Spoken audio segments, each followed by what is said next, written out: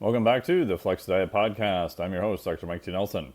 On this podcast, we talk about all things to help add muscle, improve performance, and improve body composition, all done in a flexible framework without destroying your health. Today on the podcast, we have my good buddy, Dr. Dan Pardi, and we're talking about a wide variety of things here that are not necessarily directly related to the top three things, but are more in the health and longevity space. But obviously these things do play a role in performance, albeit more on the cognitive side. And as I think about it, the longer I'm able for myself and for clients to stay at a higher level, I think that is going to be a benefit.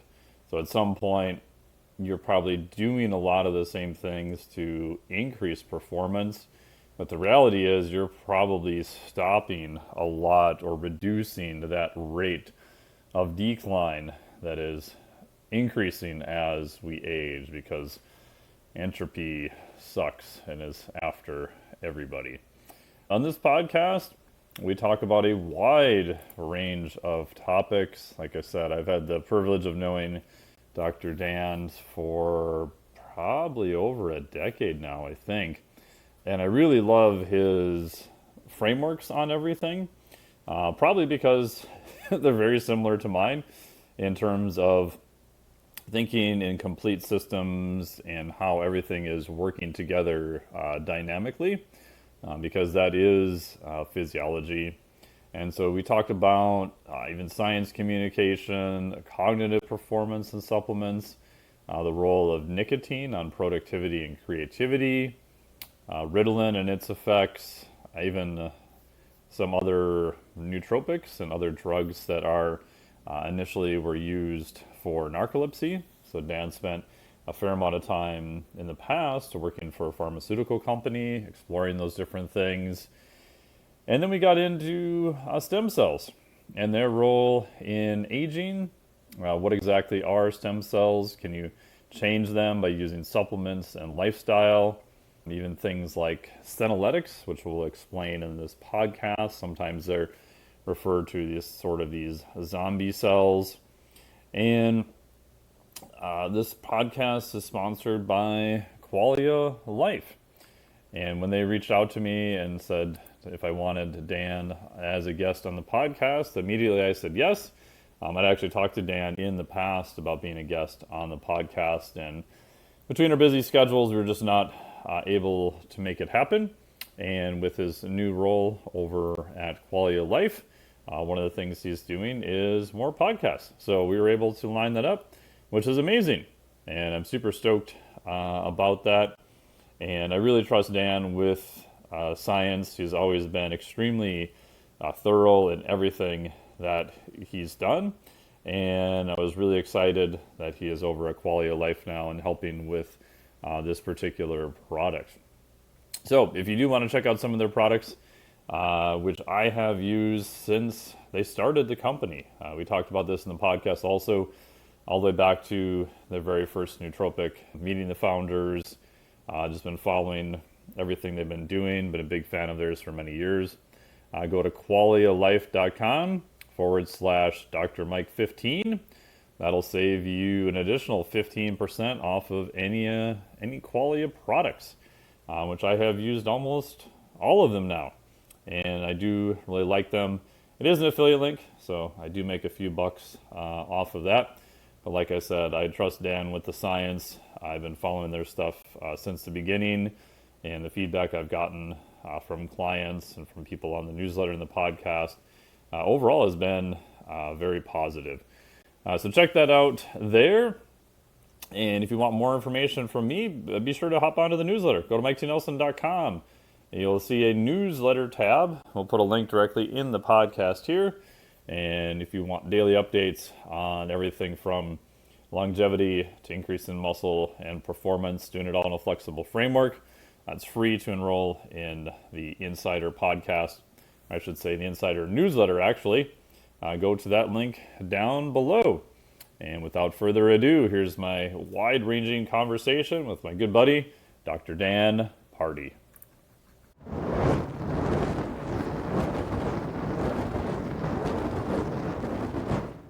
Welcome to the podcast, Dr. Dan Pardi. How's it going, my friend? Hey, it's great to be here, Mike. Thank you for Yeah, having me. no problem.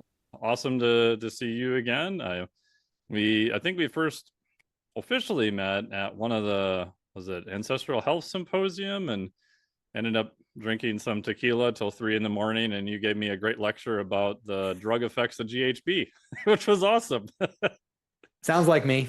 Yeah, That was a fun, I do that was remember. fun.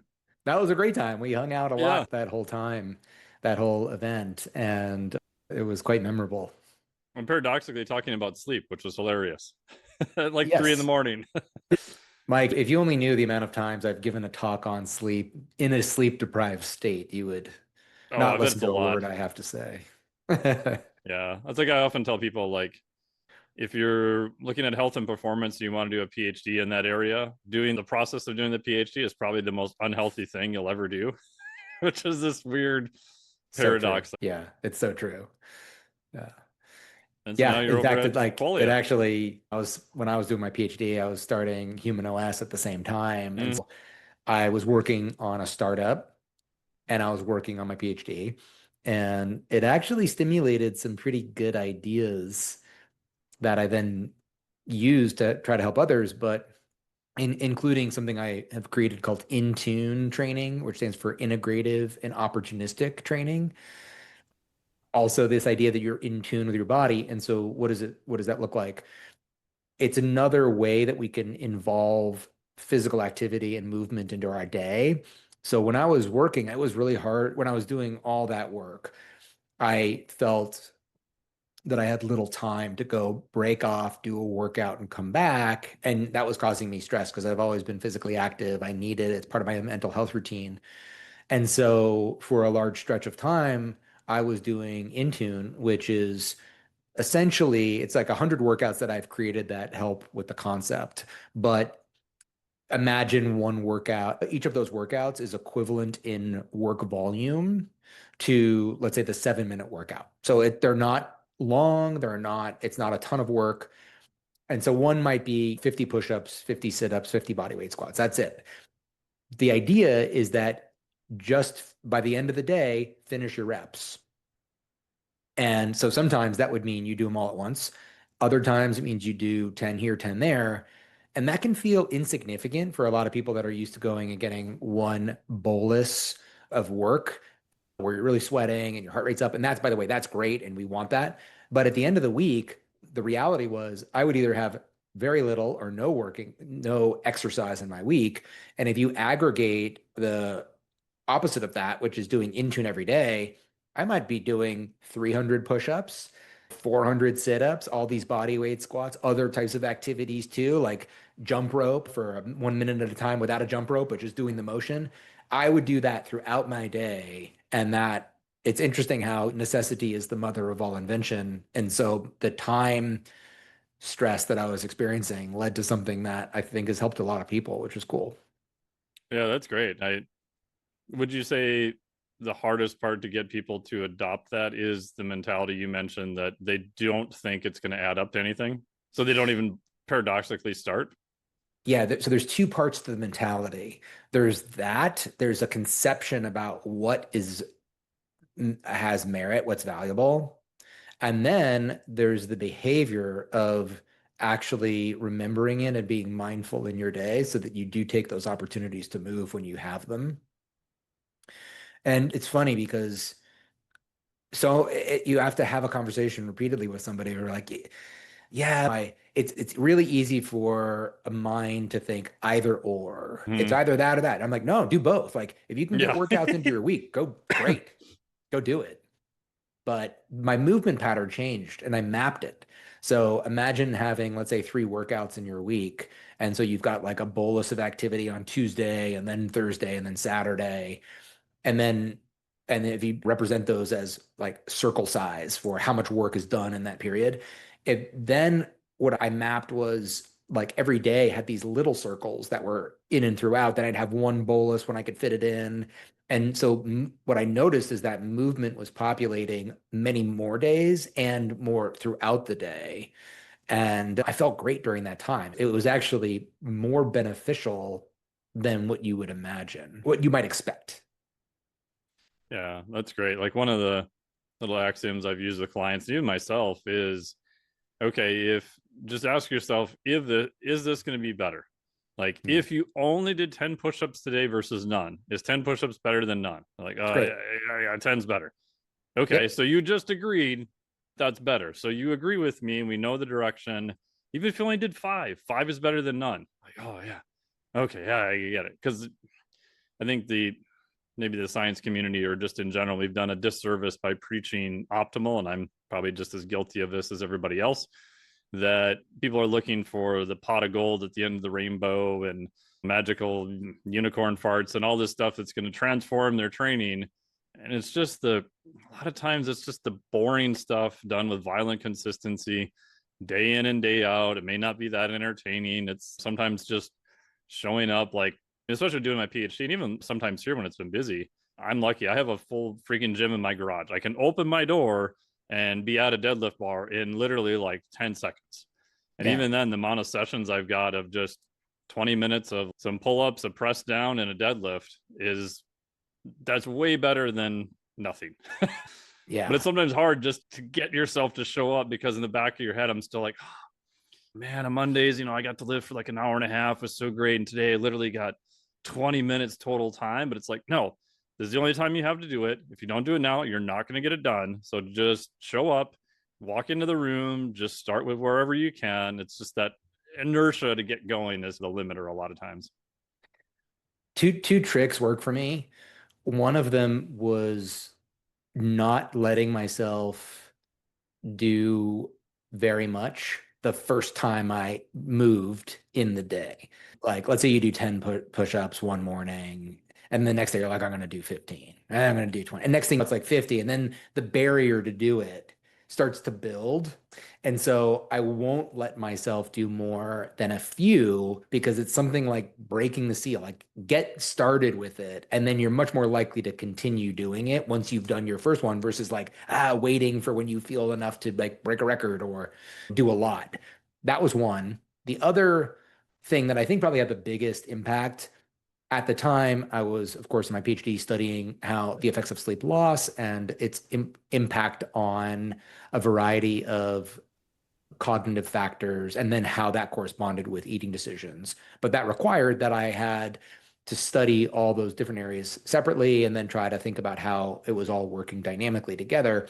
But what I realized, and also like studying hunter-gatherer movement patterns at the time, is that these little exercise snacks became a way to perform better. It wasn't a distraction. It's like if I want to actually perform well on some sort of cognitive task I have in front of me, writing, doing a podcast, whatever it is, movement is going to enable better performance versus take away from it.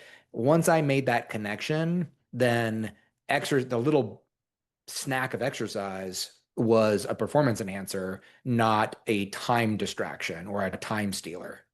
That was probably the biggest mental shift for me because you will feel that. It's like when you do a workout and you feel really clear and lucid after that. That is basically the condition or the state that I tried to engineer throughout my day, and I've done it ever since. Yeah, those tips are awesome. I love that. One of the many reasons I wanted to start my own business years ago, my two top goals were not set an alarm on Monday and then be able to exercise and lift between 1 and 2 in the afternoon. Because I had done everything Great. from early mornings to late at night. And when I was working in a med tech company, it'd be a good day if I got done by 6:30. So you get to the gym at 7. Even if you just do some stuff there, you get home, it's already 8:39. I just have a hard time winding down after that, even if I don't use caffeine, don't get amped up or whatever. And so that was like the greatest thing because I also could block all my heavy cognitive stuff in the morning. Later, I would add like aerobic training and cold plunge in the morning, have like Yeah. 2, 3 hour block of cognitive deep work stuff 3 days a week, go lift in the afternoon, and then do emails and do, rando stuff in the afternoon after that. Because I felt like that lifting, I was probably a little bit more fatigued than what I wanted, but my goal Yeah. was I needed to get a set amount of output done during the day, and I was going to lift 4 days a week. So it worked out so much better. And just even having that luxury now is just like, oh, this is so great. Yeah, that is some nice lifestyle design. And I know what you mean. Like I love sauna, but hot Sauna's yoga great. or sauna or a hard workout, I can feel depleted mentally for a while. Like it's Mm, hard. Like I would choose not to do those activities if I had something like a podcast that demanded that I be in a better state. And I think it probably has a lot to do with hydration, but I definitely recognized that. And so I'm also careful with what I do in the day, depending on what I have left. yeah.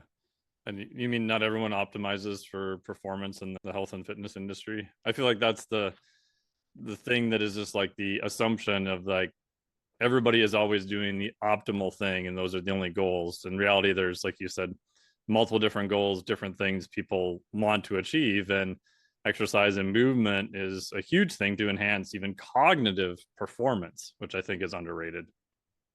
Yeah. To me, optimization is a calibration process for a particular individual in the very specific nature of their life. I like that. Right. Yeah.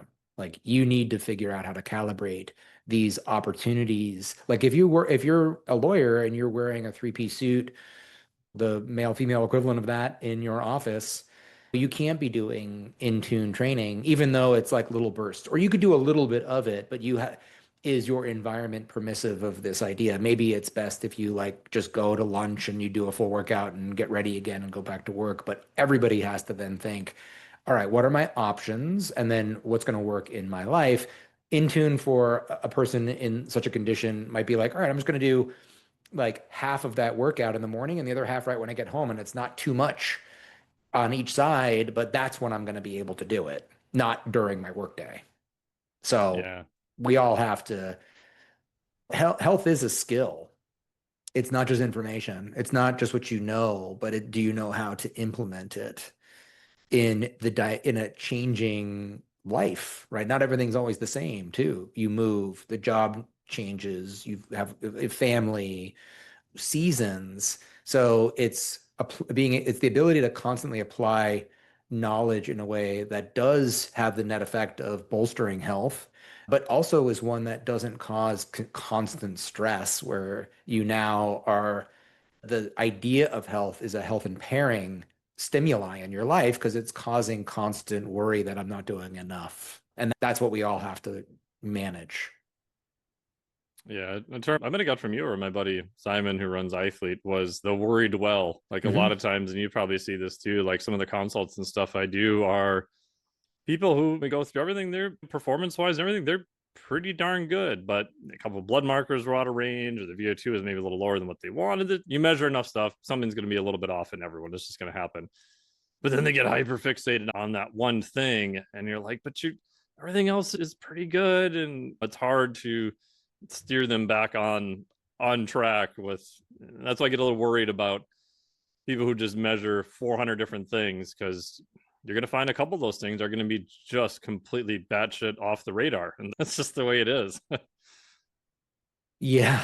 Yeah. We can't you always have to measure again Yep. because there's variability in these things. And I agree in that, and some people who do have an anxious demeanor to them, it might not even be that problematic to have a conversation that might make you, as the coach, a little bit worried. That's just how they are.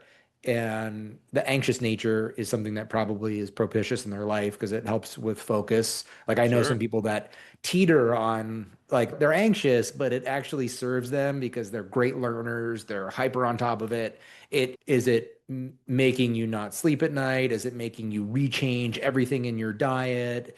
In response to, are you basically overreactive to the minutia versus very fixated on it, maybe more than average, but you're still maintaining a good practice and it's not causing you to not get sleep?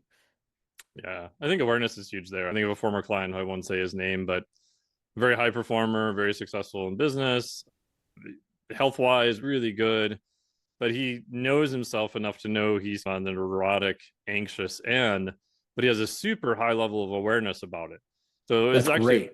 fun conversations to have because we could explore different things, and he knew he was being neurotic about it, but yet he still wanted to go down certain areas and stuff, which again was totally fine. And to your point, like that sort of outlook had served him really well throughout his whole life too. So it wasn't Yeah. like it was, people might think, oh my God, that's a whole negative. Like he probably wouldn't have gotten to where he was Yeah. without some of those types of things too. Yeah. Yeah.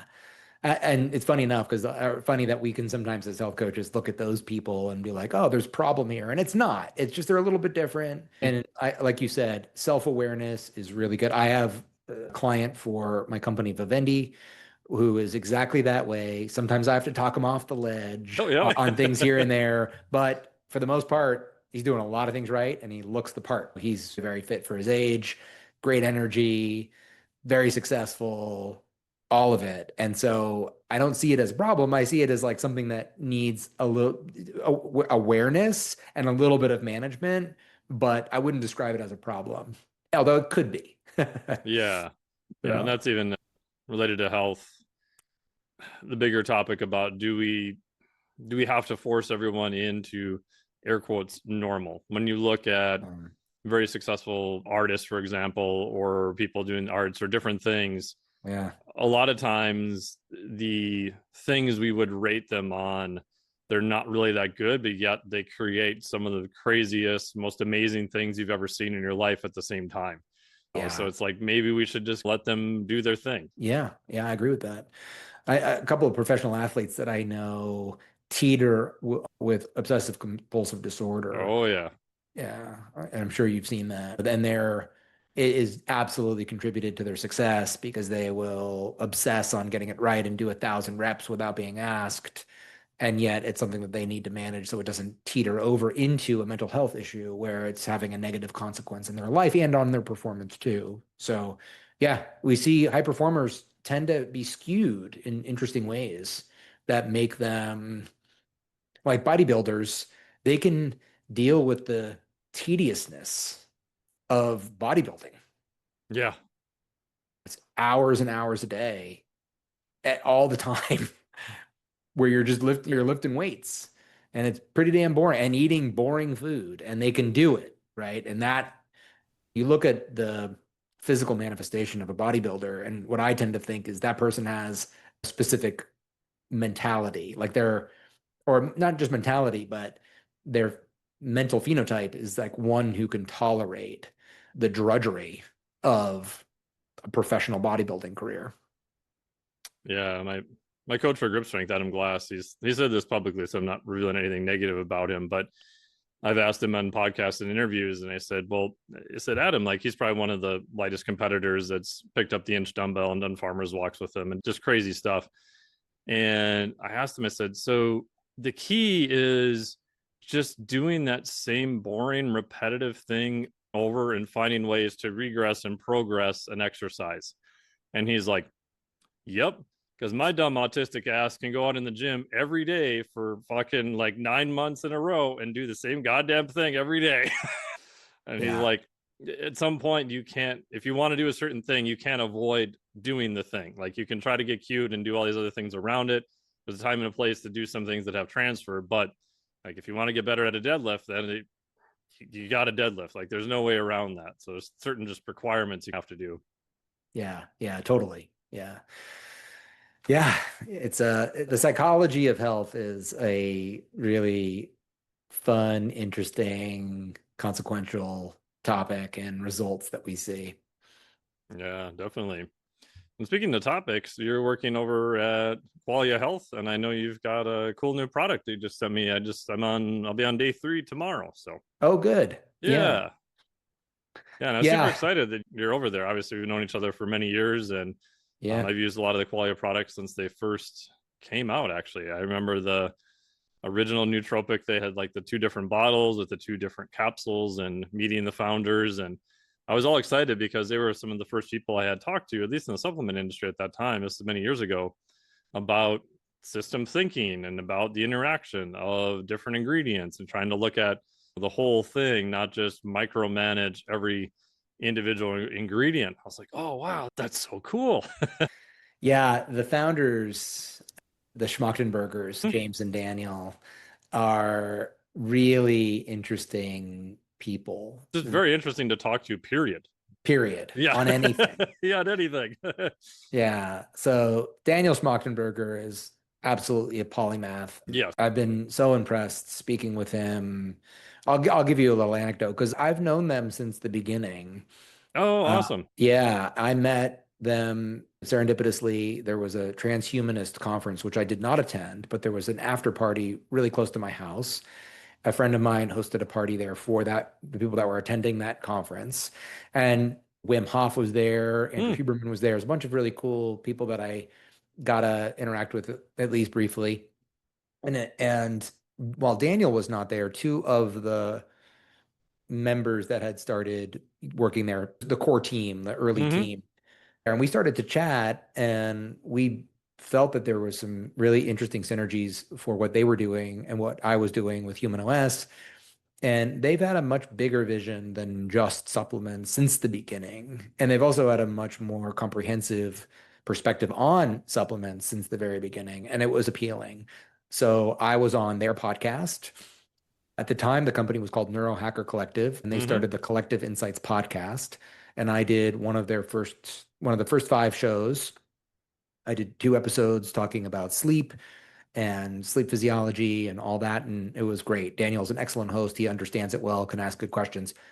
Then I had him on my podcast, Human OS Radio, and we talked about his perspective on supplements. And so from there, we knew each other well. We stayed in contact. We even thought about merging what we were doing. And we decided just to stay in contact, and just because it was going to be a little bit challenging at that time. Fast forward to last December, and James Schmachtenberger, who's the CEO of the company now, reached out, and he was in Austin where I live. And he said, "Hey, let's go grab coffee." So we did.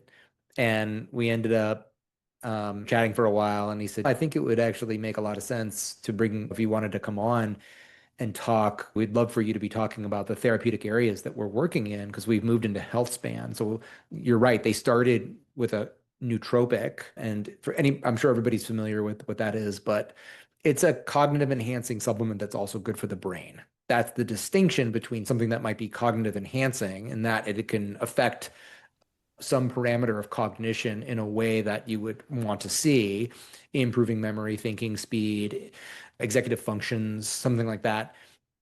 But it not all cognitive enhancers are also good for the brain. So when I started to take their two-step formula, I was very impressed by the results. So not only did I notice a very clear elevation in my thinking quality, we'll say, over the course of the day, there was no come down or crash. There was no, like with caffeine, where you feel amped up, but almost a little anxious, and then it drops Hmm. off. There was none of that.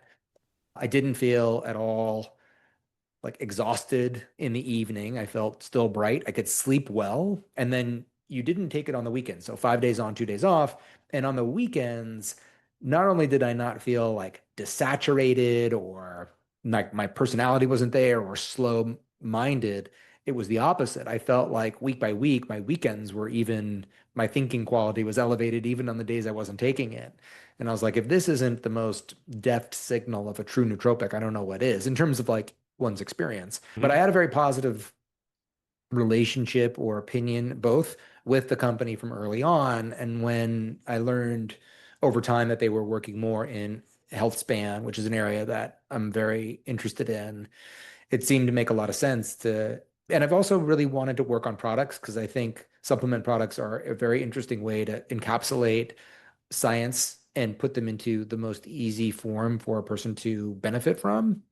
And we can think of supplements overall as like a crutch, but you can also think of them as a catalyst, right? The crutch perspective is like, oh, you're just trying to absolve yourself from your sins of lifestyle.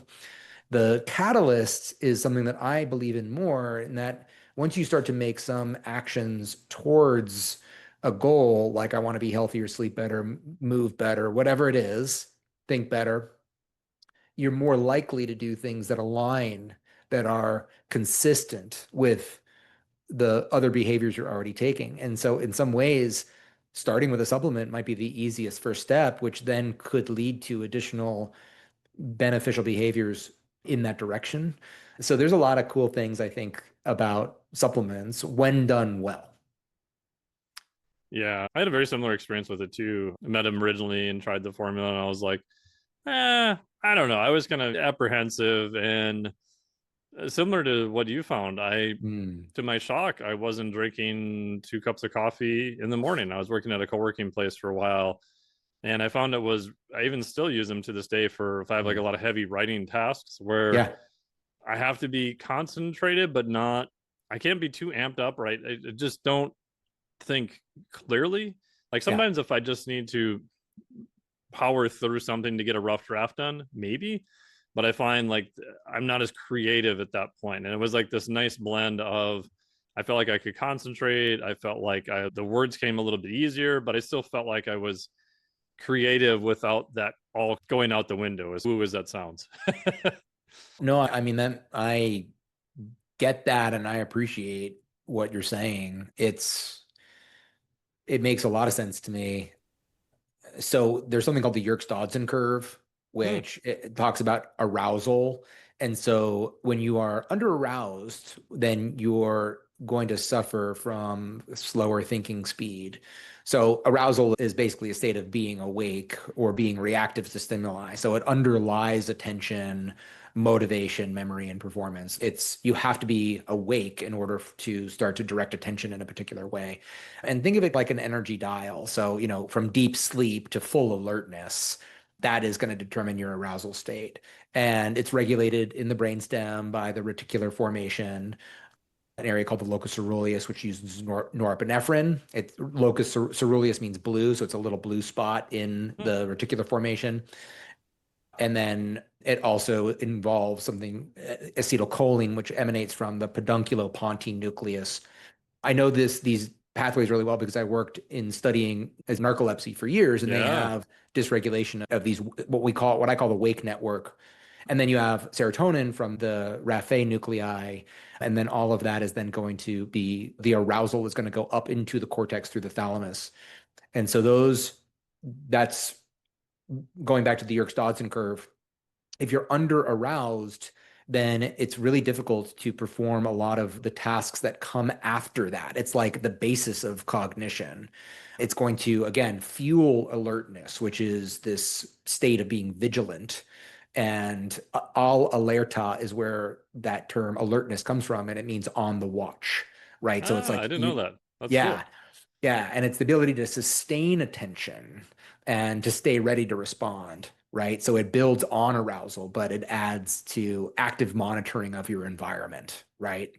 It's like, look in this field and let me know when you see any people with red hats run by. It's like you have to be scanning for something that's not there.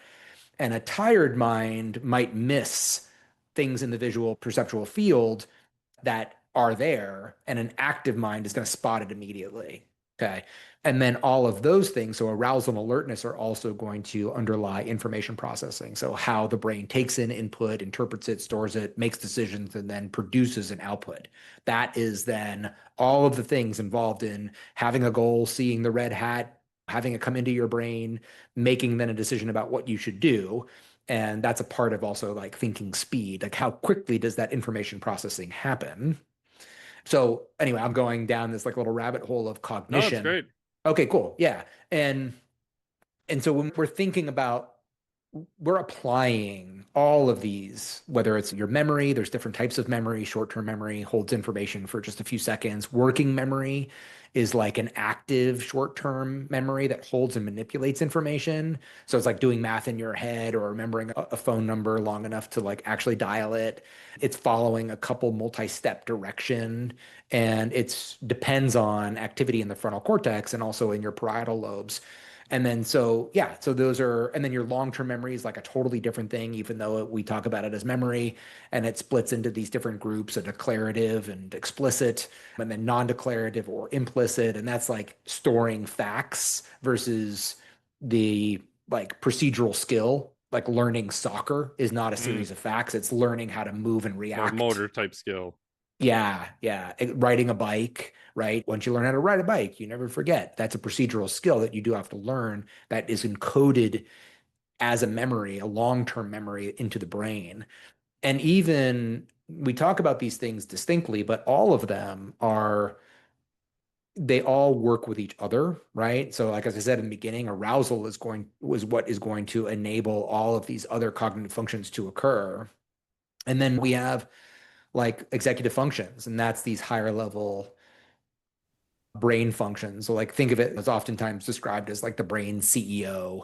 So like one executive function, there's multiple, there's like 8 of them, right? Is like inhibitory control. This is this ability to have self-control, resisting impulses, delaying gratification, regulating your emotions. Kids that have ADHD or adults that have ADHD have a difficult time with inhibitory control. And so the hyperactivity part of that is they are not, a tired mind will overreact to stimuli in the perceptual field, right? You're trying to listen to a teacher and then you hear birds chirping and you're like, what's that, right? You're not filtering it out. You're now attending to too many things because of either structural changes that we describe ultimately in the behavior of attention deficit, or even a tired mind who's going to manifest a lot of the same issues. Working memory, which I mentioned, is also considered something that is we can define under executive functioning. The point is, going back, I wanted to describe some of those because we're applying all of that throughout the day, every single day. When we're thinking, deciding, focusing, tuning things out, focusing our attention, sustaining attention, having cognitive flexibility, another executive function to make shifts, to change what you're doing in light of new information and adopt like new rules of what you should be doing, right? We're not automatons. We can actually learn in the moment and then make adjustments. We can replan and organize around incoming information. It's a lot, right? We're doing a ton just to get through our day. And I think a lot of people can relate to the feeling of having a bad brain day. And so a true cognitive enhancing formula that doesn't over arouse you. So going back to the Yerkes-Dodson curve, think of it as like this U-shaped curve where in the center you have a peak level of arousal. That's where optimal performance is going to occur. And if you're under aroused, you're feeling really sleepy and groggy, that you're not going to perform at all of these subsequent functions very well. The same is true, however, if you're over aroused. Now all of a sudden you start to go down the backside of that curve, and the over arousal is going to interfere. And so you can actually see, for example, people that are very tired on something called the psychomotor vigilance test, which I did in research, is a very boring test where you have to push a button whenever you start to see these numbers count up on a screen, and otherwise the screen is blank. And then only when you start to see those numbers start to, like, milliseconds start to climb, you have to push a button. And what ends up happening when you are tired but wired through like lots of caffeine is you'll start to have lots of errors of commission. You'll start to push the button when there's no signal there, right? And so your performance also is degraded in unique ways, but it still sucks, right? It's like pulling the trigger way too soon. Yeah, you get almost like over anxious, so to speak. Like you're like, oh, that was it. Oh, that wasn't it. Yeah. Yeah. All of that can lead to a day of poor performance. And what I noticed is that I never felt overstimulated with Qualia Mind, but rather I felt an elevation in my ability to perform at my goals, which is all of these things working in harmony to navigate your day and your tasks. And so I was it's not an easy task to create something that does that.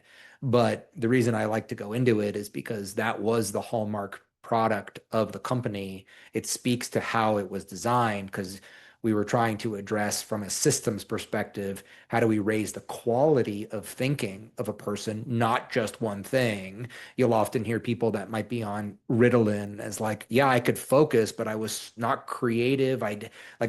It was at the cost of other functions that made a person feel like they weren't even themselves. And so they had a very ambitious goal of creating a product that made you more you, and not just like overfitting around one goal and one that made you feel good continuously over time. And so it wasn't like, God, I'm getting this great performance, but I'm going to pay for it later. It was the best of both worlds. And even though we're going to talk about stem cells today, that same methodology that was used in how do we support a system towards achieving its goals in a way that is intelligent and supportive versus just like bludgeoning it with one chemical, we've applied that to all the products. And that's one that I started working at the company maybe 3 months ago, even though I've known them for a long time, as I mentioned. And it's the approach that they take that makes me excited about working here specifically. Yeah, and that's, I think by using a systems approach, you can probably try to maximize the pro and limit the cons, right? Because any system you push too far in one direction is going to have a cost associated with it. There is no like physiologic free lunch. But if you can maximize the upside and minimize the downside, you're going to be in a much better place. Like, I've never done like Ritalin or anything like that, but I'm almost nervous to try it because I have the illusion that I like stimulants and I would probably like it too much, but I have a fear that the quality of the work I would do would probably be crap. Although at that moment, I might be under the impression I'm being hyper focused and really getting stuff done, which I like that feeling. But in reality, it may not be the best move, I don't think. I don't know. That's just my bias. So haven't tried it. I found higher dose nicotine kind of does that. Like I feel like I'm productive, but I can't use it for anything creative. Like a tiny bit is okay, but I find that it's very tricky with the threshold, and you cross that certain threshold, and it's like, now I'm not having a creative thought for to save my life. Yeah. And in a world of AI, the creativity that a human brain can bring to the tasks at hand is going to, I think, become even more valuable, right? The humanness, the associations in our associative network that are like, hey, what about this idea that's not been thought of? So, yeah. And to go back to what you were saying about Ritalin and concentration, that is a real, that's been demonstrated where people do think that they are performing better and they're not actually on at least the way that these tests have been conducted. So sometimes we make big statements about the results of a study, and it has a lot to do with how it was run and conducted. And maybe there is a there for if it was if that idea was tested in a different way. But a lot of people report that who have taken Ritalin. I think where those drugs really excel is helping people do boring tasks. Oh, for sure. I can imagine. Right? Because for some people, like having a huge series of boring tasks that you can't generate motivation to do stands in the way of doing the more interesting stuff that you would like to do. And yet you've got 30 things that are constantly interfering with they're like intrusive thoughts. They're like constantly coming into your brain, like, I got to do this. And it can lead to a consequence where a person at the end of the day sat in front of their computer and felt like they got literally nothing done because they just had a hard time controlling that, where people who I think benefit most from these types of stimulants experience that a lot, like daily, and have a hard time controlling it. And then all of a sudden they're able to get more of the boring stuff done that they have to do so that they can now address their more important work. So I've heard friends say that they've not noticed like a twofold improvement in productivity. It's like a 200-fold where, they really suffer from the condition and can spend an entire week trying with no success. And then they're able to now just kind of steamroll through the boring stuff. But anyway, that's a cool conversation. And yeah, a side note on that, and we'll talk about stem cells because I know someone's going to ask in the comments, but thoughts on like modafinil or those kind of branches of the drugs? I know there's different forms of it now and stuff, but you hear everything from oh, it's the most amazing thing I've ever used to, like, I don't know, it didn't do anything for me. And obviously it's been prescription for sleep awakeness. And I think, was it one of the original narcoleptic drugs? Is that correct? Yeah. Yeah. Yeah. Yeah. So it came out of France. It Mm. was originally came out of France, and it was a prodrug. The first version was not modafinil. I'm forgetting the name of the original, but it was close to it. It was like modafinil was in the name, and that it was used in. I could talk more about modafinil, but it's used 200 to 600 milligrams originally for supporting wakefulness in narcolepsy. So narcolepsy is a really interesting condition because sometimes we can understand how a system works when a part of it breaks. Yeah. Narcoleptics are missing a protein in the brain called hypocretin, also called orexin. You'll see it listed as that as well because it was discovered and published on by two different labs 6 weeks apart at all the Which is time as well. crazy. Yeah. So now and forever, you have your orexin camp and your Mm-hmm. hypocretin camp. But narcoleptics have a hard time consolidating their sleep into a regular sleep window and Mm. consolidating their wakefulness into a 16-hour period. As a result, narcoleptics can get all the sleep that you and I get, but they sleep more like a cat.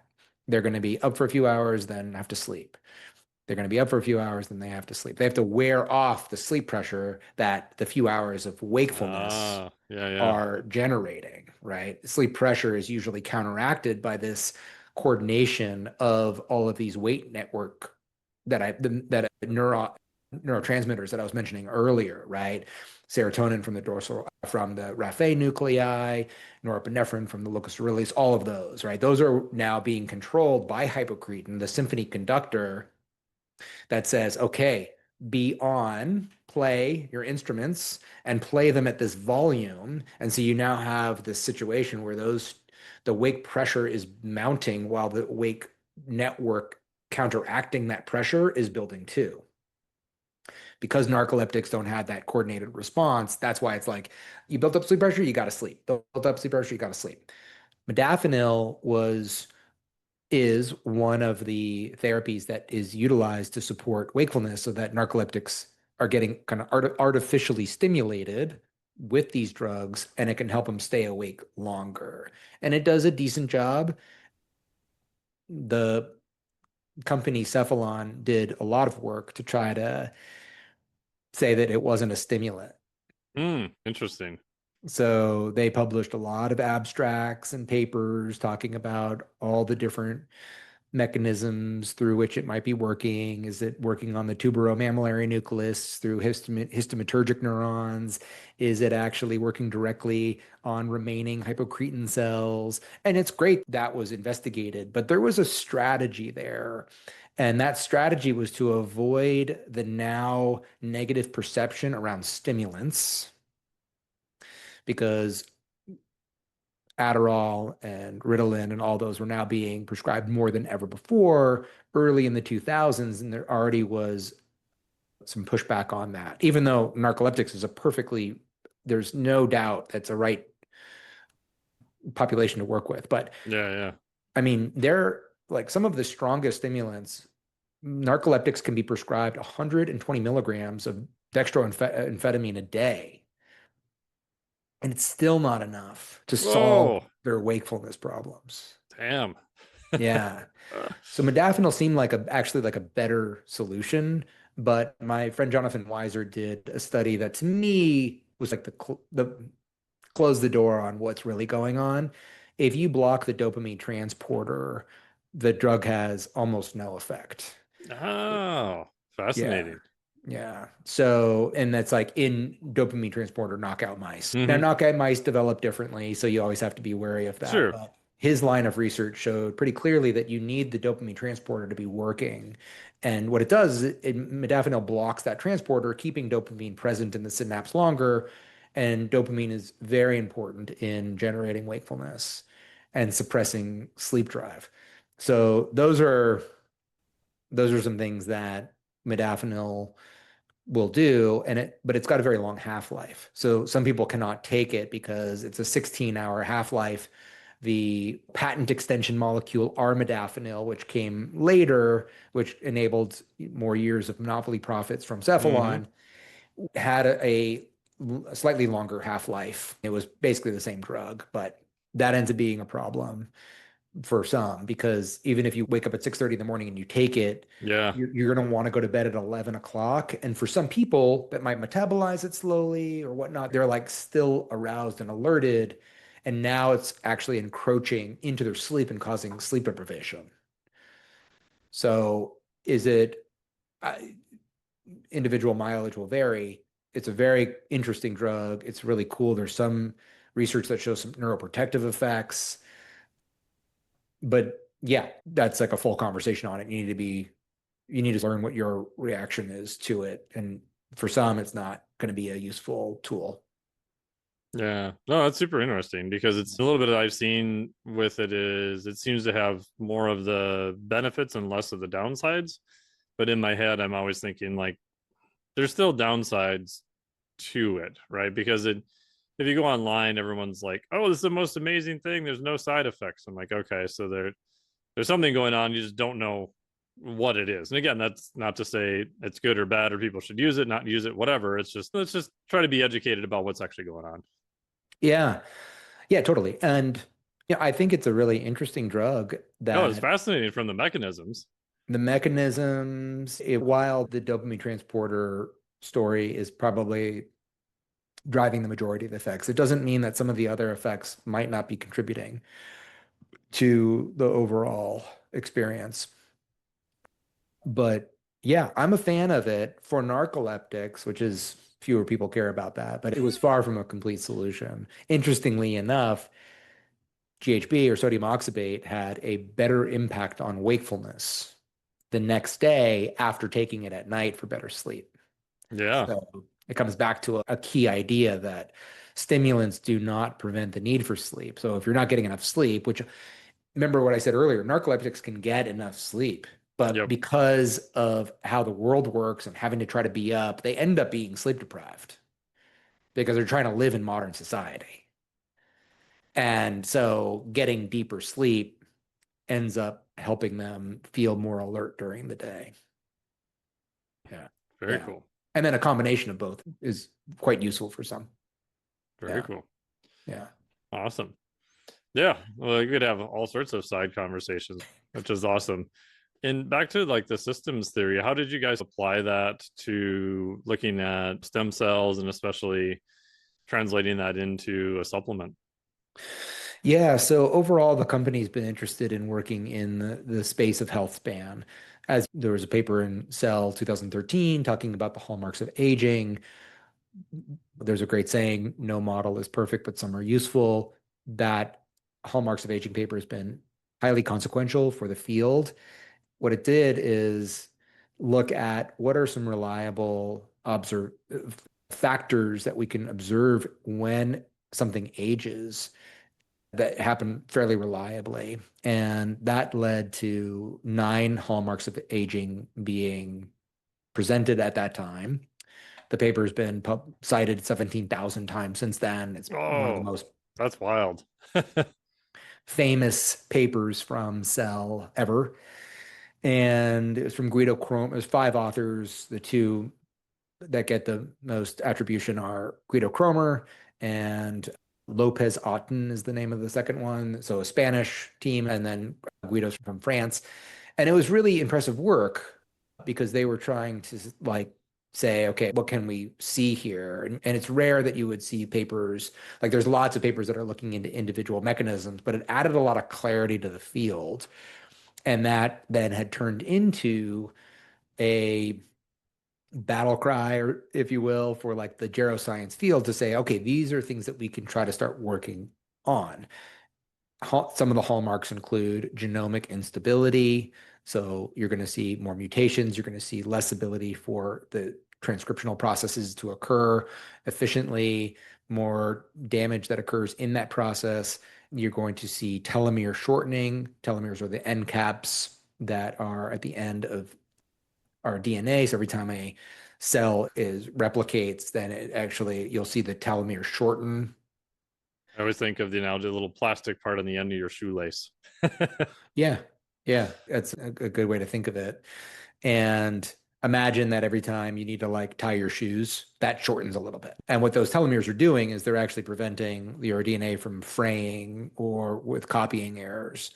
And so what this is all before Leonard Hayflick, who published in the 1961 his work talking about what's now considered or what's called the Hayflick limit. It was thought that cells would last, they were immortal in a culture as long as they had the right conditions. If you gave them enough food and you didn't damage them, then they could live forever. And what he showed is that was not true. So in working with human fibroblasts, a cell type, he found that they could replicate 40, 60 times, and then they would undergo replicative senescence. And so senescence cells is another hallmark of aging, and that is this liminal state between alive and dead where they don't fully undergo apoptosis and die. In fact, they resist apoptosis. That's one of their characteristics, but they're now sending out into their surrounding all sorts of inflammatory and tissue degrading enzymes and cytokines. And that's actually, they have a function, senescent cells. The function is then to tell the immune system, well, a couple things. One of the functions is actually prevent the cells from becoming cancerous. Oh, right? I wondered about that. The Very other, cool. yeah, the other one is in wound healing. So they help wounds close. And so so that they're playing a physiological role. And then with their SASP, it's called the senescence associated secretory phenotype. It's a beacon that tells the immune system, hey, come clear me out. Where to go. Exactly. So go get this guy. Bad. Get him exactly. out. Yeah, exactly. And so the reason it's a hallmark of aging is because your burden of senescent cells increases with age because your immune system is not as good at clearing them out. And so that is now raising your level of inflammation in the body. And so even though it's less than 1% of cells that are becoming senescent, it's a very small amount. They're having a disproportionate impact on the cellular milieu inside of the internal milieu inside of our bodies. And with a rising level of inflammation, we now have problems with cellular communication. So inflammation, of course, has a negative connotation, but it actually is playing a very important signaling role. And an elevation in chronic inflammation is basically the system trying to get that message across, but having to speak louder to do so. And as a result, it itself can start to drive tissue dysfunction and tissue communication dysfunction. So you can now see how like all of these things are actually, even though we talk about them separately, they're all working to conspire against us. And another factor is stem cell exhaustion. And so is it that we stop making stem cells? Yeah, there's a slight decline when we get older. The majority of what's happening is that stem cells cannot do their job because the inflammatory environment is prohibiting them from hearing their signals to regenerate tissue. Very cool. That's like the big factor there. And so imagine that you're in a room with an older person who's hard of hearing and you're talking and giving them a message and they're just not hearing it. So they're there, but they can't do what you want them to do, which is to regenerate tissue. And they're basically like a major part of the body's repair system. And there's a couple of, if your audience, anybody listening is unfamiliar, I mean, you might have heard about them, but what do they do?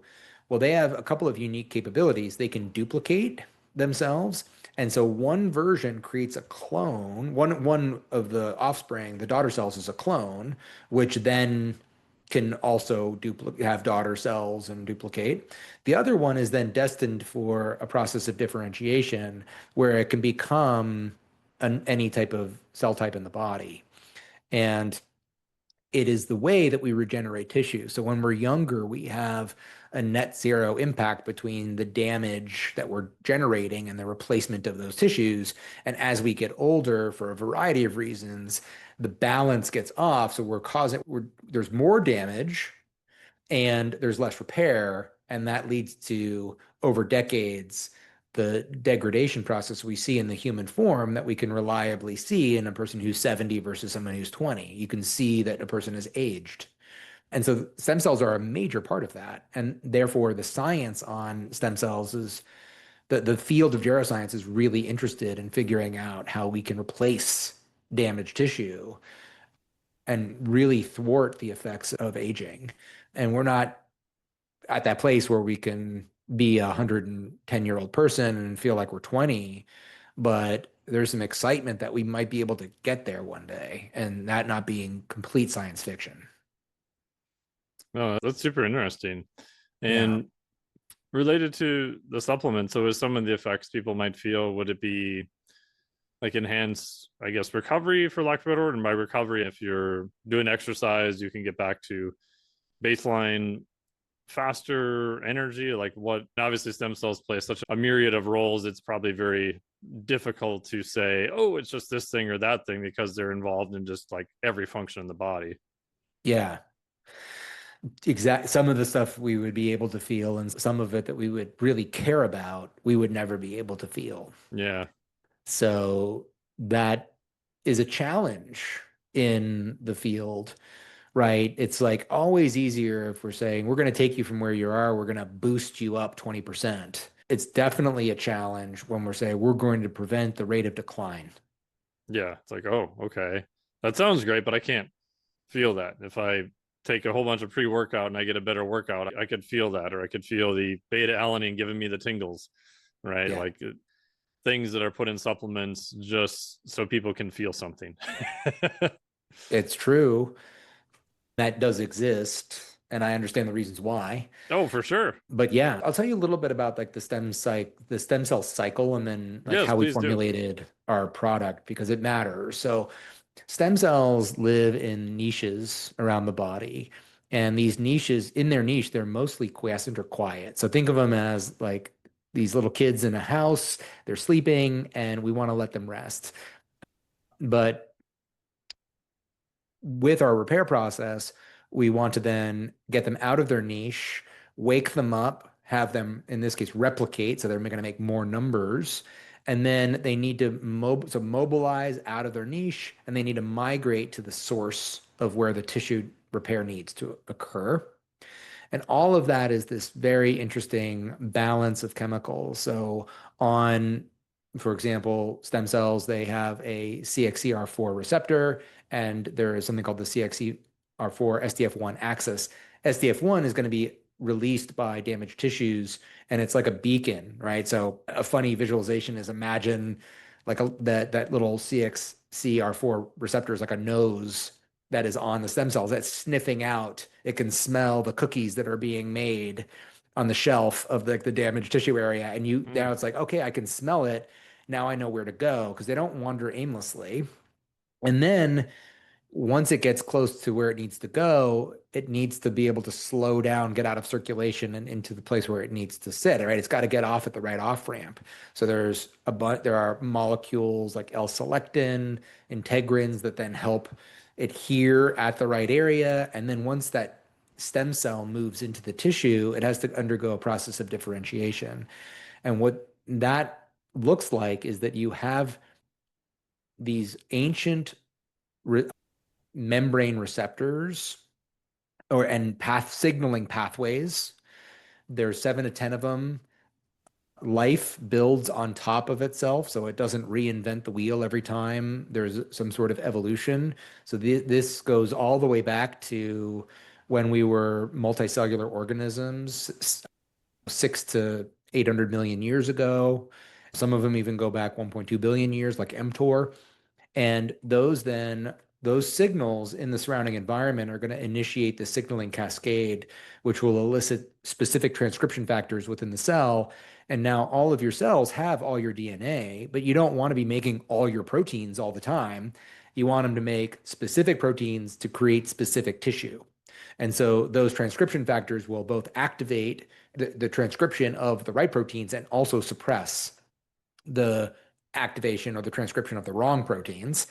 And in that process, it's the cell's fate is determined, and it's this reinforcing loop. So once it starts to go down this path where you're moving from this undifferentiated stem cell into its final form, there are steps along the way. And in each step, you have epigenetics that are locking in the cell fate to make sure that you're not developing a neuron in your muscle or a fat cell in your muscle. You're developing a muscle cell. With the right structures in the right places. Yeah. Yeah. And that's how that process works. And it's amazing to think about. And so the medical stem cell therapies is extracting them from your body. And I'll give you one other analogy. So not every stem cell can make every tissue. So you have what are called potencies, and a potency is going to determine what it can become. If you have a pluripotent or totipotent stem cell, that can become anything. So like an embryonic stem cell can become anything in the body. We mostly work with multipotent stem cells, like from the bone marrow, hematopoietic stem cells, or mesenchymal stem cells out of fat tissue. And then we can extract those, and they can only become certain things in the body, right? So your hematopoietic stem cells go down these different myeloid or lymphoid lineages. So they can either become blood cells that are oxygen carrying, or they can become immune cells like B cells, T cells. But the analogy that I have is like, imagine you're a college freshman and you haven't taken any classes yet. You could become anything. You're a pluripotent stem cell. Once you've made it to like your junior year and you've taken a bunch of science classes and you know you want to go into medicine, you can become any kind of doctor, but you're now on a path that doesn't mean you can now just be like, all right, I'm going to go be a lawyer. Yeah, of course you could, but just work with me on this analogy. You'd have to start over essentially. So once you start making it down that path, you can only become certain things. And that's why certain stem cells you'd have to use the right stem cells in the body, harvest them from the right tissue for regeneration of a particular area. And the orthopedic usages where it's generated a lot of attention are chondrocytes and synoviocytes. Those are areas that align our joints. They are subject to senescence at a high degree. So we end up then not replace it. We have a lot of damage, a lot of inflammation, and we're not now, because of the inflammation, we're not regenerating tissue. And then that can cause stiff, achiness. So a person who's a little bit older might wake up and their back is a little stiff and their feet are stiff, and it takes a while for the body to warm up. And that gets worse over time. And so what we care about is with our product is we want to support the health of that entire process. So there's 15 different ingredients that are working on activation, proliferation, mobilization, migration, differentiation, and then protection, because then you want to be able to protect the cells. And a lot of regeneration and renewal occurs at night. And it's the internal milieu that is created by slow wave sleep generated growth hormone and melatonin that is then creating a low oxidative stress environment at night. You have a dominance of parasympathetic tones, which enables the immune cells that are involved in the stem cell process to operate at their peak form. And so I take the stem cell product in the evening with dinner because that is where a lot of renewal is taking place naturally. And so that's just like we're trying to augment the natural process, right, of when that's occurring. Oh, that's cool. And that was one of the questions I had. It's 4 times per month, like 4 days in a row. And then in terms of best practice, does it matter if you're fasting with food? And like you mentioned, timing, potentially evening might be better. Like, what are the recommendations in that area? Yeah, I want to be clear that my recommendation to take it at night is not a official company position because we've not tested that. It makes sense to me. That's when I do it. Yeah. Now, I think with exercise, it's a great time to do steady state activity for those couple of days because we're trying to facilitate blood flow, but not create a lot of extra damage. We're actually in the repair process. The other important point is, as you mentioned, it's 4 days a month, and then you don't take it until the next month. there are products out there that are trying to constantly stimulate stem cells. That actually is a path to stem cell exhaustion. Stem cells need to stay in their niche, in that quiet state, that quiescent state. That is where you want them until it's needed. So overly stimulating them is a faster way to age. You end up with more, I guess this is a colloquial term, but like exhaustion of the stem cells. It's basically like somebody yelling fire all the time and there's not really anything going on. It's like you just wore everybody out and caused all this alarm for like no big reason, and now you're going to be worse off because of it. Exactly. Yeah, it's a good analogy. Yeah. And I'm most excited about actually sequencing this with our senolytic product because that was my other question. Yeah. So explain that product and let's talk a little bit about that too, which I have used that one in the past. Yeah. So the way that you would sequence these is you do so the senolytic is 2 days a month. And a senolytic is something that is going to, we talked about senescent cells earlier, that they resist natural cell death mechanisms called apoptosis. They resist that. That's part of their defining characteristics. So they permanently exit the cell cycle. They're not replicating there, but they are resisting death and they're emitting those inflammatory factors. And then because of our immune system and things like thymic involution, just the overall decrease in the effectiveness of our immune system, those signals that the senescent cells are releasing they're not being cleared, so it's raising the inflammatory burden. And so with this, the senolytic product is a host of different flavonoid compounds, some other natural products that are targeting different cell death pathways because the resistance of cell death is now upregulated in those cells, which makes them you can target that without damaging normal cells.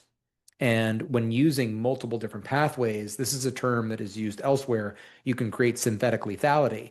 Any one of those compounds itself might not be enough to really cause that much damage, but when you're using multiple different pathways, attacking the problem from different angles, it's like knocking out a couple legs of the chair, you're going to fall over, right? And so the idea is that you would take your senolytic product 2 days a month. I have in my calendar the first Saturday and Sunday, and then you wait, right? And so the night before, low protein meal, morning of, low protein, because we don't want to be fueling mTOR. That's going to be a cell survival pathway. So low protein, lower calories, high intensity training, do a 15-minute high intensity session both days. Get them out there. So weaken the cells as much as you can, help the supplement do its best job. And then because you'd imagine if when those cells die and lyse, the inflammatory level in the body is going to rise a little bit for a day or two. And so you want to let that clear out. And then, so what I do is then Saturday, Sunday, senolytic, wait a couple of days, then Wednesday through Saturday, I take stem cell in the evening. And so what you're trying to do is engineer the right state for the product to have a maximal impact. So I'm eating normally. The other thing I'll say too is I take our Qualia NAD product, which is a fascinating subject that we could talk about sometime, probably maybe another time because it's a lot to discuss. Yeah. But that also would help with cell survival. So you wouldn't want to take that on the days that you're taking senolytic, but you would want to take that on the days you're taking the wrong things. Yeah, exactly. Yeah, you're promoting contradictory effects. Yeah, it's like driving your car with your foot on the brake and the gas. Yeah, exactly. It's like you're trying to kill these cells, but like you're giving them water and food and like a shield. Yeah. Right. But then because you're regenerating and driving that, then you don't want to be creating too much damage. So then doing hill walking, zone 2. I save a lot of zone 2, eat well, so fuel that regeneration. Our chief product formulator, Dr. Greg Kelly, really bright guy, very thoughtful on how he I love his stuff. I listened to a bunch of his interviews. Really cool stuff. Yeah, he's really good. So he actually doubles the doses of NAD when he's taking stem cell because he's like, we want to have more energy for that intensive repair process. And so the idea is that you've basically sequenced this protocol of lowering inflammation by clearing out the senescent cells, which creates a better environment for regeneration to occur, which is now also fueled by a dwindling energy source in a way for NAD. It's not a perfect analogy, but think of it that way. And that's a really sophisticated protocol for how to go about thwarting the ill effects of homeostasis or a decline in the ability to maintain homeostasis as we get older. Is it a complete solution? Absolutely no. Can you change your trajectory slightly? We don't really know, but I think that's what we're after. That's what we're going for. And we're wanting to do more research on this protocol this year. And I'll say this too, I'm very proud of the company because we do clinical trials on all of our products, which is more than what most people can say. Almost nobody does that. Like there's Yeah. not nobody, but there's very few companies that will spend the money on actual research. And I won't say the researcher's name who told me this, but he's like, in the supplement industry, it's a double-edged sword. Like, should everybody do research? Yes. Should we be better off if everybody did research? Yes. But he's like, if you're a company and you're going to spend thousands to tens to hundreds of thousands of dollars, depending on the trial size, what you're trying to do to show that your product works, you do run the risk that it may show no effect or may not work. And now you've literally done a study from a marketing standpoint that's actually worse off than where you were before, versus a lot of companies do the see no evil, hear no evil. Like, I'm just going to believe that this thing is going to work. We're going to save our money. We're just going to only just put it into marketing and cross our fingers and hope for the best. So I actually have a lot of respect for companies that are willing to do their homework, do the research, like do the actual trials, because they actually do want to know what's going on. Like they do want to make better products in the end, even if that's a little bit more expensive, circuitous path to get there. We're in a place now where the company's large enough. That would be really hard if you're a brand new company Oh, trying for to do sure. this, And I like the get it. resources. Oh, yeah. It's still really risky, but I'll tell you something that I am quite proud of. We recently went through an almost year-long process of working on a product that we did clinical trial on it, and we had statistically significant results. Easily could have published on that. We decided to go back to the drawing board because we didn't think that it was as clinically meaningful as we wanted. And so we're like, you know what? That doesn't fit our brand. Like, we're not trying to manipulate people. We're trying to do things that really help. And when we do that, I think we do better as a company by being authentic around putting out products that really help. And then people will benefit from them, want to continue to take them, tell their friends about them.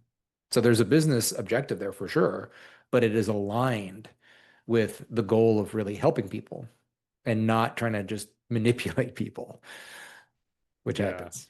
Yeah, which I think is great, because I think that's how the supplement industry gets a bad rap from, yes, there are low-level players who are not flying by the rules and doing disingenuous things 100%. But it's the catch-22 of doing research, because at the end of the day, it's research. Like, if you knew exactly what you're going to find, then it's an easy slam dunk. But the point of research is to try to figure out things that you don't know or don't completely understand. That's the whole point of doing it. So kudos for doing all that stuff. That's right. You are unblinded at some point to see what the real effects were. And that's how we advance knowledge beyond instinct. And so we're doing that. So, like, I'll talk about some of the constraints because I think there's a lot of confusion here. But oftentimes supplements are compared to pharmaceuticals. I mean, it's like, oh, there's just nowhere near the amount of research that a drug has. And it never will, right? It never will. Because drug companies can spend $1 billion to develop a compound that they can then protect and get monopoly profits on. Yeah, you can patent it for 7 years. Yeah. I know they're trying to extend it. So you can make an argument that you're going to get a return on your investment. Yeah, that's that business. And while we would love to have a lot of knowledge on the real effects of all of supplements, We don't have that. So what's a practical approach to do well? And so we typically start with a survey. A survey is a very low, you will call it a low quality ability to generate an under knowledge, a low confidence, right? Actually, so like a poor quality study will make a person think, oh, this was conducted poorly. And unfortunately, I think it's a misnomer. What we're really talking about is low confidence, like the results from this that we get in a study that is like, let's say, a survey or a single blind trial that's with 10 people, a pilot study. We're not totally confident that those effects are going to be real when administered in a larger population. Yeah. So I you're always say that you're just looking to see, did this move the needle? Like, we're not looking for hard slam dunk statistics. I'm just like, hey, is there like something going on? Yeah. And then so we start with surveys because we think that's important. Like, what do people say? Then we move into a single blind study. We do that next. Then with NAD, we've done multiple double blind placebo controlled studies. And so that's our approach, is to continue to generate information on even the products that are out in the marketplace, because we want to understand, and we think of our products like a SaaS product in a way, like we have versions. So Qualia, the original cognitive enhancer that we talked about earlier, that product has gone through multiple iterations. So the first thing that they were like, okay, this is a really cool product, but it's very expensive with all the things, and it's also hard for a lot of people to take. It's like for the uber geeks in the space, you'd have 3 pills to take in the morning. You would have to then wait and take 6 horse pills later. And so we wanted to make something that was more commercially friendly. So that led to Qualia Mind, which is it went from Qualia, the product, to then Qualia Mind, the first cognitive enhancing product, or the next cognitive enhancing product. And we had tepid response to that product, like in terms of reports of how people felt. So then we said, all right, how do we make it better? So then we did Qualia Mind 2.0, much closer to the original formula in terms of my response to it. But we're doing that. Every product that you see that's out there, we have another version of how do we build on top of what we've already done. And I just can't think of a better model for how to do it. But it also does come down to, what is your supplement taking archetype? Like, are you somebody who is, I only want to take things that have the most evidence behind them? Like, I'll take it if I have to the pioneers who are, I heard about this, came out yesterday, I want to take it, Yeah. And that's a spectrum. And we all fall somewhere along that spectrum. And where you fall is okay. So I never try to convince people you should do this. I talk about the science. I talk about why I do it. I'm a little bit more adventurous with my supplement taking. I probably skew more in the pioneer, but I'm not entirely. I think some people are crazy. And there's a lot of crazy people out there. Yeah.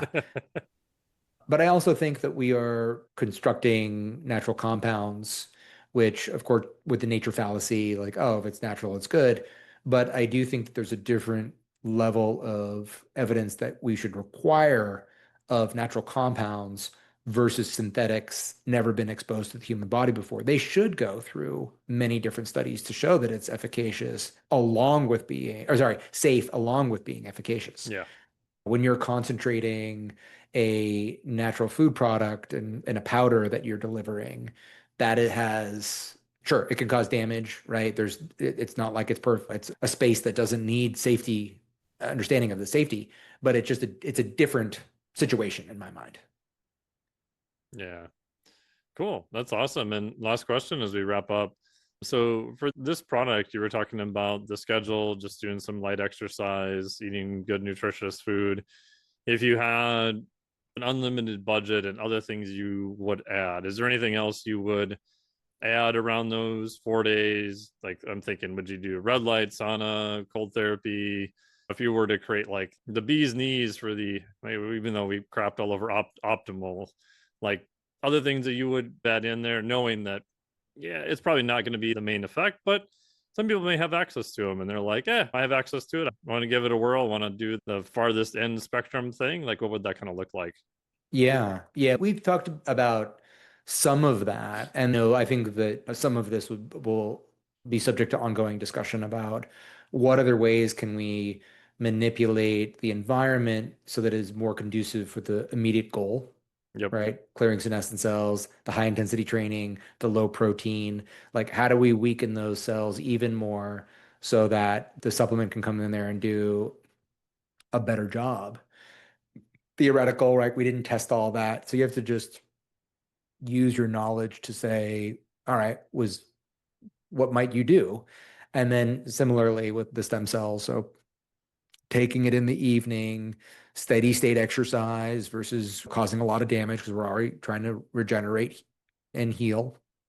And the additional of NAD by the way, I really I'm not a fan of IV NAD. Someone has yet to explain the value of why you are Or injecting publish it a into your freaking veins. study on it.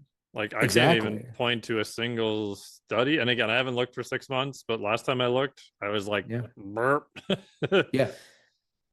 Last time I looked, there were no trials currently on clinicaltrials.gov. There are no legitimate scientists that are like, we need to look into this.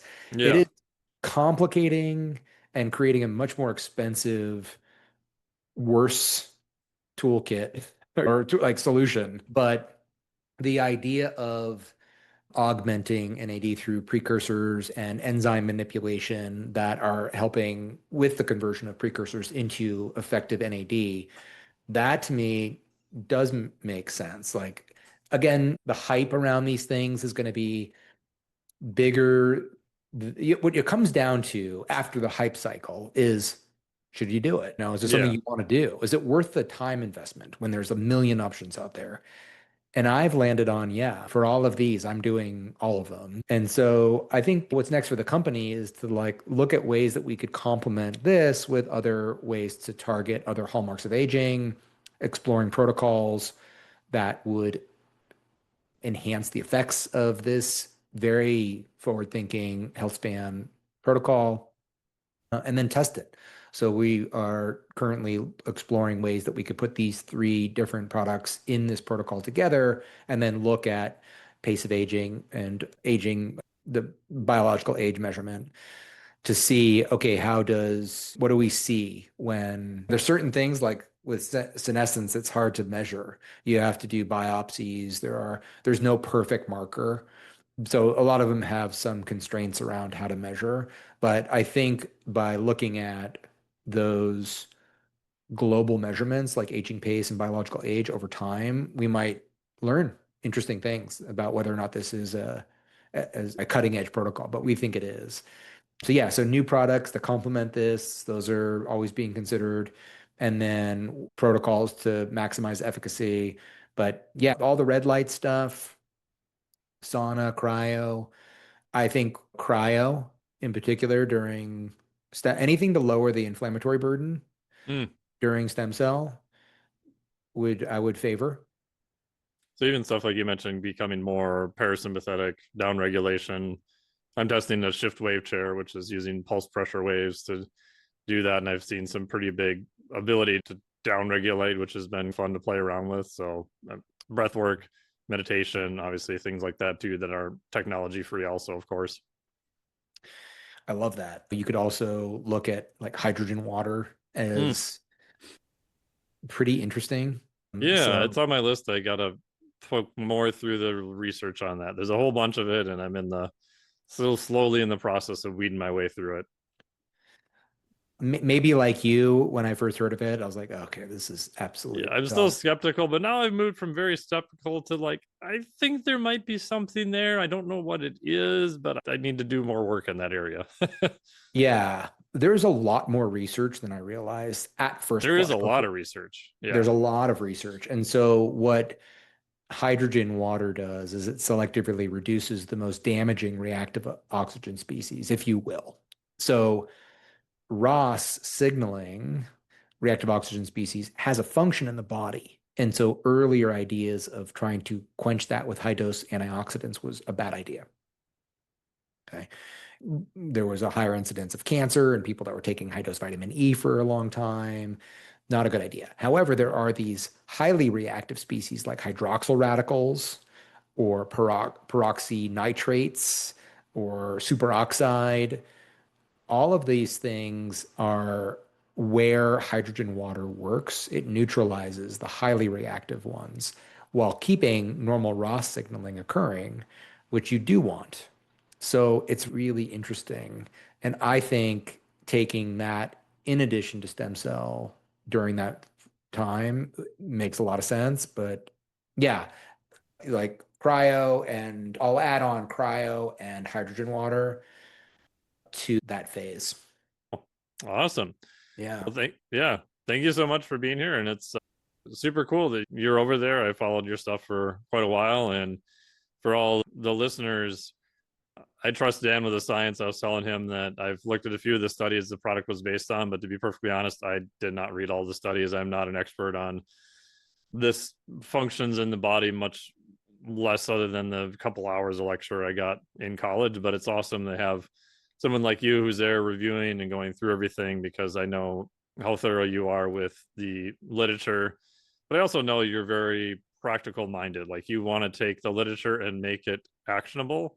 And I think everyone has their own sort of internal bar of where is there enough consensus for us to do something that we think has a positive and not much of a downside. People can argue about where that consensus is. It's going to be a little bit different for everyone, but the fact that you guys are using all the literature and then showing and doing trials on the backside of that to see did we really hit the mark with what we think is very commendable. So that's awesome.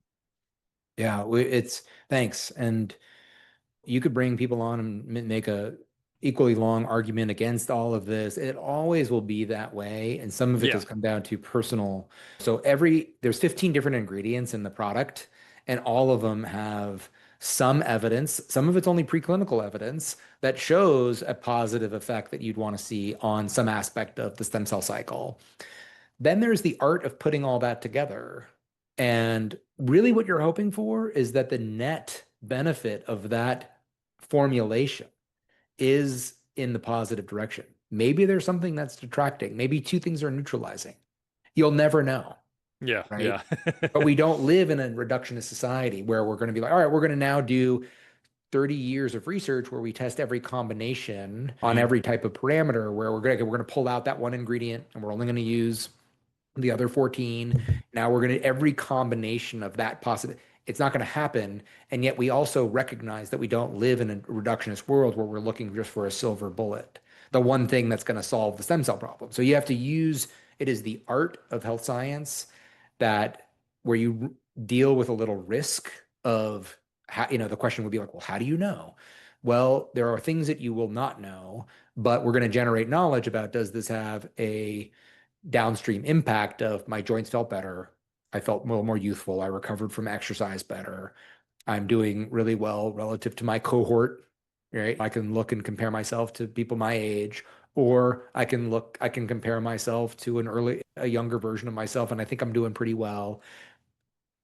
We will not have perfect information on all that, but I think with big data and AI, we'll actually have better tools. We'll get closer, I think. Yeah. Yeah. So that's good. And it'll still won't be perfect. Oh, no, nothing will be. Yeah. Yeah. There'll always be some, in terms of perfect, it's like we will not have perfect knowledge, but we will be able to make informed choices. And then you have to figure out what works for you. Like, what's your mentality on this? What's your archetype of supplements? And then what's your budget and where do you want to invest? But yeah, I appreciate everybody listening to the conversation who did and stayed to the end. Mike, I always love chatting with you and catching up. So thanks for having me on. Yeah, thank you so much. And obviously I'll put links to all the products and everything there. And cool. Where can people find out more about you and the company? Yeah, I'll say this, that Ginny, who is working on articles. And so really nice. cool. Yeah, really good articles. So we'll take one ingredient and we'll talk about the research there. Just on that one ingredient related and where it comes from and the specific work. So follow the blog on Qualia, because you'll continue to learn about the product and the ingredients. And that goes for everything, but it's a really good source of information for those who are interested in figuring out ways to take care of themselves better. Awesome. Like myself. Yeah. Well, thank you so much, Dan. I really appreciate it. This has been awesome. And again, thank you for all your work and all your time, and excellent to chat once again. Yeah, great chatting, Mike. Thanks. Thank you.